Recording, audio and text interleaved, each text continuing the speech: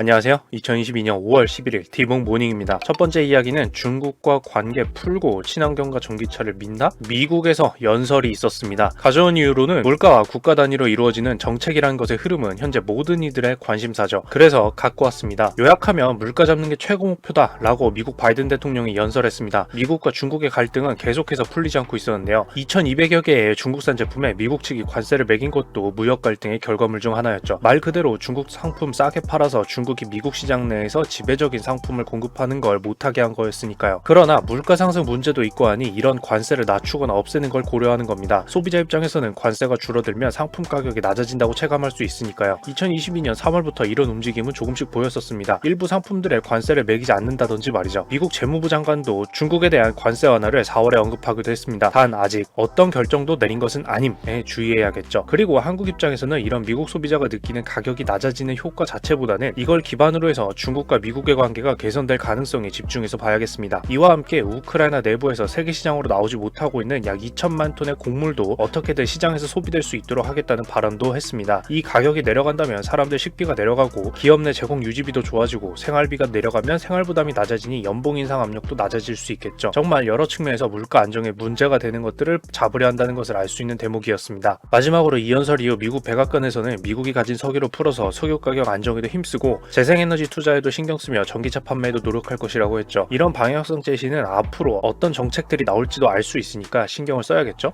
이거 친환경 주식들 조금씩 사 모으려고 했는데 역시 조금 더 관심을 가져야겠다는 생각이 좀 드네요. 개인적인 얘기였습니다.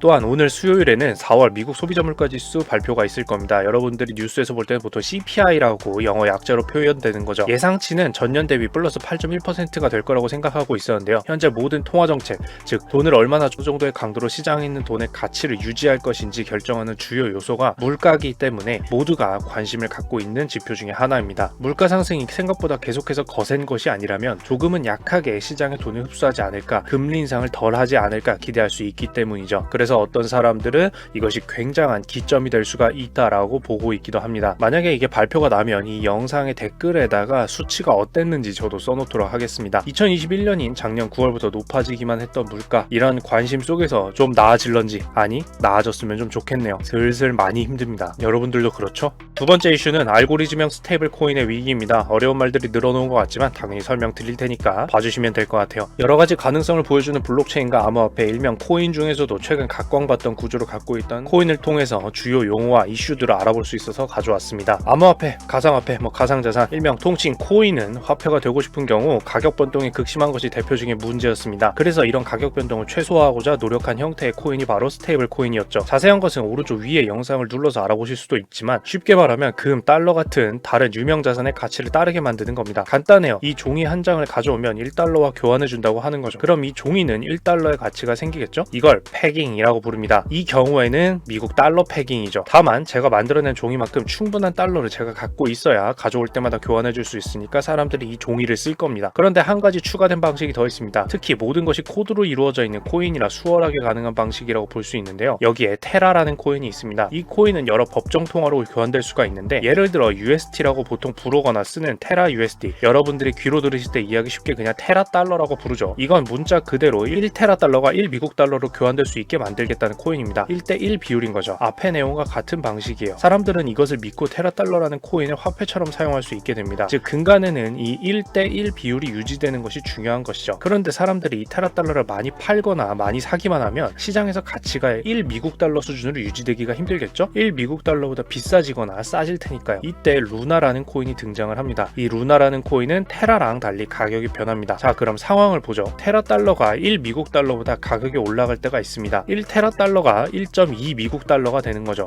그럼 무슨 일이 벌어지느냐? 전체 프로그램을 관리한 시스템은 장터를 열어줍니다. 1 미국 달러에 해당하는 루나 코인의 양으로 1테라 달러를 사게 만들어줘요. 그러면 지금 1테라 달러는 사실상 1.2 미국 달러에 해당하니까 테라 달러를 0.2 미국 달러만큼이나 싸게 얻을 수 있는 기회를 중앙 시스템이 주는 겁니다. 그럼 사람들이 어떻게 하겠어요? 훨씬 저렴한 1 미국 달러 수준의 루나 코인을 구해서 그거보다 큰 가치를 갖는 1테라 달러로 빨리 바꿔 먹어야겠죠. 그 다음 테라달러를 누군가에게 팔아서 차익인 0.2달러를 얻어낼 겁니다. 테라달러는 지금 1.2달러인데 나는 1달러짜리 루나로 샀으니까요. 그럼 이 세상에서 루나코인은 아까 1테라달러를 살 때 시스템에게 지불했으니 시스템에 흡수되면서 사라져버립니다. 그리고 시장에 1테라달러는 늘어납니다. 시스템에 판 게 아니라 다른 사람에게 팔았을 뿐이니까요. 그럼 수요와 공급에 의해서 1테라달러는 시장에 늘어났으니까 가치가 떨어지겠죠. 여기서 포인트는 1테라달러의 가치가 하락되도록 유도된다는 겁니다. 반대로 1테라달러의 가치가 낮아져서 1테라달러로 0.8 미국 달러밖에 못 구하게 되는 생각을 해볼까요? 간단하게 방금 말한 부분에서 뒤집어서 생각을 하면 됩니다. 이때는 앞의 상황과 반대로 상황을 유도하는 거죠. 사람들이 값싸진 테라달러로 루나코인을 저렴하게 살 수 있도록 만들어주면 사람들이 알아서 테라달러를 시스템에게 팔아버리고 루나코인을 얻어서 시장에 공급하려고 하게 될 겁니다. 그럼 테라는 시스템에게 제공돼서 세상에서 적어지죠. 이런 방식으로 자연스럽게 공급이 조절되도록 유도해서 테라달러의 가격이 다시 1 미국 달러에 맞게 올라가도록 유도를 하게 되는 겁니다. 이론상으로는 이렇게 상황을 유도하도록 해서 테라의 가치를 최대한 1 미국 달러에 고정시키게 만드는 것이죠. 공급을 조절하는 거예요. 포인트는. 놀랍고 재밌죠? 저도 언젠가 이걸 설명할 날이 있으면 재밌겠다 싶었는데